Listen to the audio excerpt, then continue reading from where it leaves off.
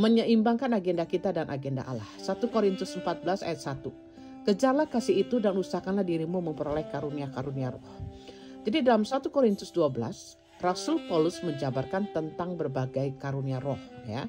Kemudian dalam pasal 13, Paulus berbicara tentang memiliki kasih yang menjadi hal yang paling utama dari antara segala sesuatunya, yang menjadi karakteristik terindah kita sebagai orang percaya. Jadi bukan karunia roh.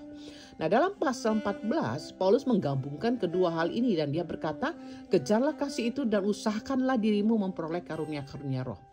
Mengapa Paulus mengingatkan kita akan hal ini, yaitu kejarlah kasih dan usahakanlah dirimu memperoleh karunia roh. Karena saya pikir bahwa disinilah dua titik lemah kita sebagai orang percaya ya. Tentang kasih. Orang percaya lebih banyak berbicara tentang kasih daripada mewujudkan kasih. Karena kita sering dengar satu istilah talk is cheap ya. Jadi seperti yang diulaskan di dalam Yakobus 2 ayat 16. Dikatakan bahwa selama jalan kenakanlah kain panas dan makanlah sampai kenyang. Seolah perhatian gitu ya. Tetapi ia tidak memberikan kepadanya apa yang perlu bagi tubuhnya. Dan dikatakan apakah gunanya itu. Maka tidaklah heran ya kalau kita mau survei, kalau kita mau jujur ya, dilakukan di antara orang percaya, maka akan jauh kedapatan lebih banyak orang percaya dalam golongan talk is cheap daripada yang menjadi pelaku kasih. Nah, itu hal yang pertama. Nah, hal yang kedua menjadi titik kelemahan daripada orang percaya adalah usahakanlah dirimu memperoleh karunia-karunia roh. Ini adalah pembahasan kedua ya. Mengapa? Karena sebagai orang percaya, kita lebih banyak terfokus dalam membangun mimpi-mimpi yang kita rindukan terjadi dalam kehidupan kita. Ya, kita berjuang dalam hidup ini, kita berusaha mati-matian untuk mencapai kesuksesan dan keberhasilan di dalam hidup kita di dunia ini. Namun kita tuh memiliki sedikit minat kerinduan, memikirkan tentang bagaimana ya cara Allah bisa memakai hidup kita, yaitu dengan mengaktifkan karunia-Nya dalam diri kita untuk kepentingan kerajaan-Nya. Karena firman Tuhan berkata bahwa setiap orang itu punya karunia yang unik. Jadi di sini bagaimana kita memikirkan tentang cara Allah memakai karunia yang unik yang sudah Tuhan kasihkan kita itu supaya menjadi maksimal bagi kerajaan-Nya. Sebuah ilustrasi sederhana saja ya. Berapa banyak di antara kita ya, itu punya agenda setahunan mengenai kegiatan diri kita dan keluarga, baik untuk berlibur ataupun yang lainnya. Namun, adakah agenda tahunan itu untuk mengembangkan setiap karunia yang ada pada kita untuk kepentingan kerajaannya?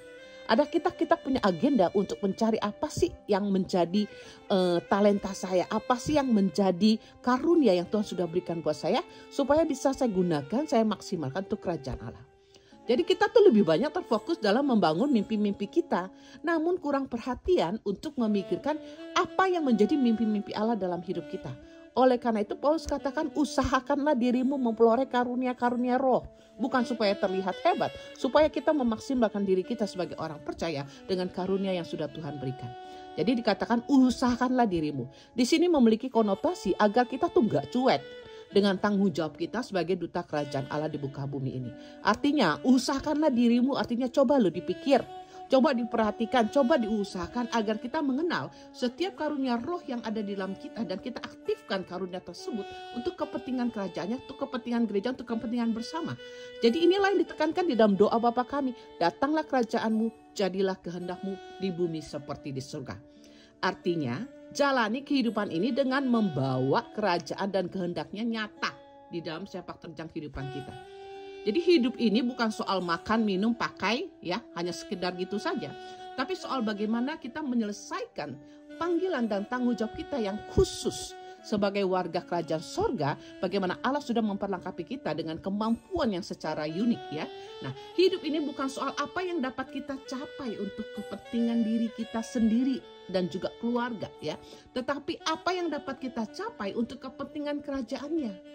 Jadi mari kita belajar menyeimbangkan agenda kita ya dengan agenda Allah di dalam hidup kita.